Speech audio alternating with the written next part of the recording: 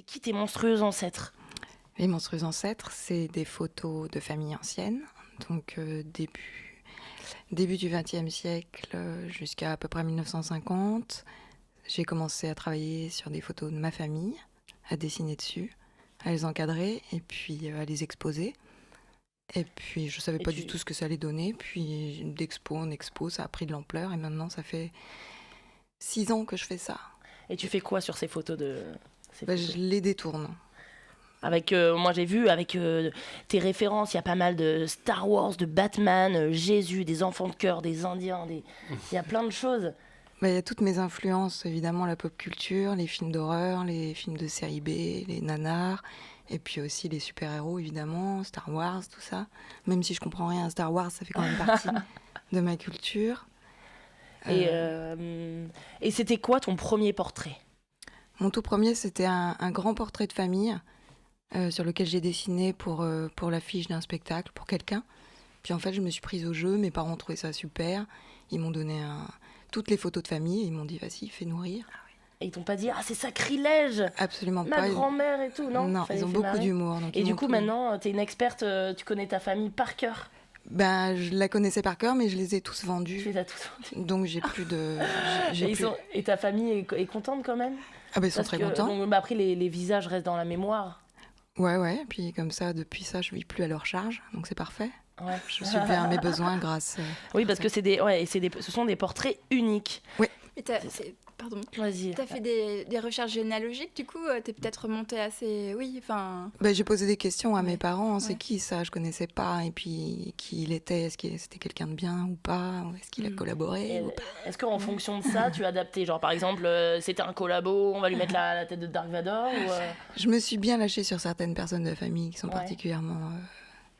qui sont décédées maintenant et qui étaient bien pourries. Bien pourri, d'accord, on pense à vous. Et puis d'autres qui nous écoutent d'en haut. Voilà. Et c'est quoi le massacre que t'as fait? Le pire massacre? Ouais.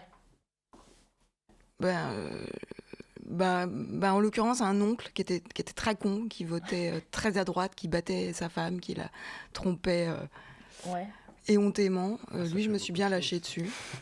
Et est-ce que voilà. Et est-ce que les personnes qui achètent ta famille, du coup, est-ce qu'ils sont curieux de savoir l'histoire de ce fameux grand-oncle vilain qui est transformé en Batman Oui, souvent ils me demandent. Et puis aussi, des fois, ils s'épanchent, ils me racontent des histoires personnelles de fil en aiguille. À force de faire des expos, j'ai entendu plein d'histoires.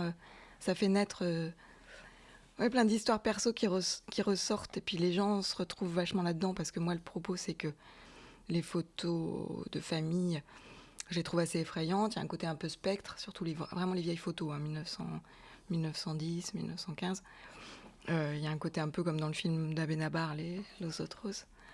Un côté un peu fantomatique, ils sont très figés, ils n'ont pas l'habitude de se faire prendre en photo comme nous maintenant, où on photographie à tout va. Là, c'était vraiment important, la photographie. Tout le monde n'avait pas un appareil photo, on venait se faire prendre en photo. Donc ils sont très figés, très guindés. Et puis, je suis tombée sur des photos très tristes, avec des militaires qui partaient, des poilus de 14 qui partaient en guerre, fleur au fusil, pour sauver leur patrie et qui ne savaient pas du tout ce qui les attendait. Enfin, ça, c'est horrible. Et il y a aussi une photo d'un bébé décédé. Oui, ça a commencé comme ça, effectivement, parce que ma grand-mère habitait avec nous et elle avait sur sa table de chevet la photo d'une de ses filles qui est morte à 2 ans, de la tuberculose. Et donc, c'était l'enfant sur son lit de mort, quoi. Donc cette photo me traumatisait quand j'étais petite. Donc sur ta table de chevet. Je plissais les yeux pour la regarder comme ça. Elle devenait une espèce de forme abstraite. Mais malgré tout, c'était très traumatisant. Et justement, quand mes parents m'ont donné le carton de photos, je me suis rendu compte qu'il n'y avait pas d'autres photos d'elle. Et que sa mort, ça avait été la seule occasion de la photographier. Parce qu'on ne photographiait pas tout le temps. Ma grand-mère ne devait pas avoir d'appareil photo. Et la seule occasion de la photographier, c'est quand elle est morte. Et donc là, j'ai juste dessiné des yeux ouverts sur ses yeux fermés. Et maintenant, elle est sur la table de chevet de quelqu'un que je ne connais pas. Tu sais pas qui c'est? Peut-être qu'il nous écoute ce soir. Peut-être. Si toi, tu as la photo... alléluia, félicitations. Ouais. Et souvent, tu sais où est-ce qu'ils les mettent chez eux? Y a des gens qui m'envoient des photos de leur salon avec des photos qu'ils m'ont achetées. Ouais, ça, c'est chouette. C'est rigolo. Et vous les avez vus ou pas, Serge Moi, j'ai Gaëlle regardé un petit peu, oui. Et est-ce qu'il y a des personnes qui te donnent des photos de leur famille aussi? Alors, Ah, cette voilà. question, elle revient à chaque fois, à Oui. chaque expo. Il y a des gens qui me disent, est-ce que si je vous donne Oui. des photos de ma Mm. famille, voilà. Et je Fa- dis, mais faire un oui, massacre. bien Oui. sûr, Mm. avec plaisir. Et personne l'a jamais fait. Ah oui. Et ça fait 6 ans qu'on me pose Ouais. cette question à chaque expo. Et donc je dis, mais envoyez-les-moi, bien sûr. Bah, en même temps, c'est vrai que Et les gens osent pas. la Ils ont façon envie, dont mais tu les transformes, c'est vrai que c'est pas évident non plus. Ouais. non, puis je T'en as pas refuse. amené, toi, ce soir? T'as pas amené une photo de quelqu'un de ta famille sur lequel tu veux Non. défouler? T'aimerais qu'il se transforme en Shrek ou en je ne J'aurais sais dit. qui? Puis je refuse de travailler sur une photocopie, sur une impression. Mm. Par exemple, je travaille sur la photo directement. C'est ça Mm. qui est intéressant. C'est Mm. c'est pas de Photoshop. Moi, je travaille à la main. Et puis je travaille sur la photo. Donc une fois que la photo est redessinée, c'est fini. À moins Mm. d'avoir un double, ce qui peut arriver. Il faut faire le double avant alors. Il faut faire le double avant, mais il y a certaines photos, vous voyez bien, le papier est gaufré, très épais. On peut Ouais. plus vraiment faire de photos aussi, de double de ces photos-là. Pardon. Pour la petite histoire, l'ancien homme le plus riche du monde, Carlos Slim, collectionne les photos des enfants morts D'accord. sur leur lit de mort et dans ses collections, il a plusieurs musées bien sûr à Mexico. Et pour la petite histoire aussi, autrefois il y avait normalement qu'un seul photographe dans chaque ville qui avait le droit de mettre sur sa carte de visite photo après décès, et logiquement il n'y en avait qu'un par ville. Et aujourd'hui les photos les plus rares et les plus chères sont les photos des morts. Ouais, j'en trouve de temps en temps, mais rarement, parce que moi, n'ayant plus de photos de ma famille, maintenant Passe ta j'achète vie des à photos. À Viarme, c'est ça? Je passe Mm. mon temps à Viarme, faut pas le dire au Tu leur as dit brocanteur. ou pas? Tu leur as Ben dit non. qui t'étais? Mais non, absolument pas. Je pense qu'ils me prennent pour une folle parce que j'y vais tous les samedis, j'habite juste à côté. Et donc j'achète des centaines de photos, des centaines de vieux cadres, parce que j'encadre que dans des vieux cadres. Donc ils doivent me prendre pour une espèce de folle entourée de chats et entourée de vieilles photos. T'as des Alors que chats? pas du tout. Oui, j'ai un vague chat, c'est tout. Un vague chat. Et, Une bonne cliente, Merci. hein, Un qui vague vient chat. régulièrement. S'il nous écoute, il sera pas content. Moi, j'ai un vague chat, moi. il s'appelle Pouic Pouic, je l'embrasse très fort. Pouic, pouic. Et voilà, donc non, ils savent pas. Parce que s'ils savaient, ils sauraient que je les vends après, ils Ouais. me les vendraient beaucoup plus cher. Ah, mais Et- peut-être, j'espère qu'ils nous écoutent pas du coup, ce soir. Ouais. Ok. Et donc la réaction du public, c'est quoi? Ils rigolent et ils sont parfois émus, c'est ça? C'est ça. Ouais. Les gens rient et sont émus. La toute première expo, j'avais vraiment le trac parce que j'avais peur Qu'on te juge. Ouais, ou que ça froisse des personnes âgées. Mm. Et en fait, non, même les personnes âgées ont ri, on trouvait que c'était une bonne idée parce que ça démythifiait, ça donnait de l'humour ou de l'émotion à une période qui était vraiment macabre. Voilà, moi, ma grand-mère a vécu 14-18, a vécu 39-45, a perdu un enfant en bas âge. Voilà, quoi, c'était une période super dure, quoi. Et puis, je retravaille aussi beaucoup des iconographies religieuses. J'achète aussi des images de Jésus, des anciennes images, très vieilles, vermoulues. Je les transforme en super-héros.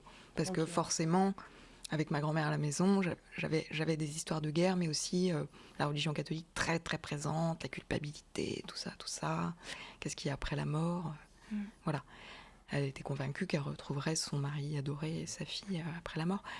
Donc voilà, moi je travaille là-dessus, mais c'est avec beaucoup de respect. C'est pour démythifier, pour me débarrasser aussi de certains fantômes et de au lieu de certaines les, craintes. ouais. Mm. Et au lieu de les laisser dans une salle en train à crouler sous la poussière, autant les faire vivre et leur donner une seconde vie. C'est ça, les photos que j'achète, elles seraient vouées à être brûlées ou à être jetées. Là, au moins, elles ont une seconde vie. Donc, si un jour quelqu'un me dit « Mais ça, c'était quelqu'un de ma famille », j'ai pour excuse que quand même, elle était par terre, dans un carton, dans une brocante. Ouais. Donc, bon, ça- Ouais, ça marche. Serge, t'aimerais être détourné comment, toi? T'aimerais que Mathilde te fasse quoi comme portrait? Avec des cheveux. Avec des cheveux? Non, non. Tu vas être transformé en Chewbacca. Jésus, tu vas voir. Un Ah ouais, en Chewbacca. Jésus. Ah ouais, Non, il par contre, t'inspire je pensais Chewbacca. par T'es- rapport à, t'es- par rapport T'es à ces... content de ça? De quoi? Tu l'inspires Chewbacca. Chewbacca? Voilà. Ouais, j'ai envie de Why vous not? courir Tu de vois poil. Ouais. Ouais. Mais quoi qu'il en soit, je travaille pas au-delà des années 50, parce qu'après, le papier photo est glacé. Ah oui, et, bah puis, oui. et puis, ça m'intéresse Non, mais plus. je suis né qu'en 49. Ben voilà. Ah, ben ça Ben oui. Ça va être dur. Petit battement. S'il y a des photos de vous bébé en 49, Ouais. ça peut passer. Bon, on Une verra petite ça. chose qui est Vas-y. intéressante, c'est par rapport aux photos. Mm. Quand une personne décède, le nombre de fois, moi, on m'a demandé de tirer, parce que vu que je suis photographe, de faire un portrait pour mettre aussi bien sur la tombe ou au moment de la messe, sur le cercueil. Et c'est drôle aussi de voir que dans les jours qui suivent, souvent 2 jours après la mort, les gens ont besoin d'aller chercher la boîte de chaussures où il y a toutes les photos et refont toute la famille en fait. Et ça, c'est une chose assez impressionnante, je trouve. Ouais. Mais si ces photos avaient été transformées par Mathilde, du coup, tu reconnais plus ta famille. Et alors, est-ce que tu penses, Mathilde, que ton arrière petite fille détournera ton portrait ? J'espère qu'elle trouvera autre chose à faire, quand même. Et comment tu aimerais être détournée, toi ? Moi ? Tu t'inspires toi-même quel personnage ? Mais non, mais en fait, ça a plus de sens, là. Ouais. Là, ça a un intérêt parce que c'est une période parce que c'était avant, qui est liée à des guerres, qui est liée à tout un tas de choses.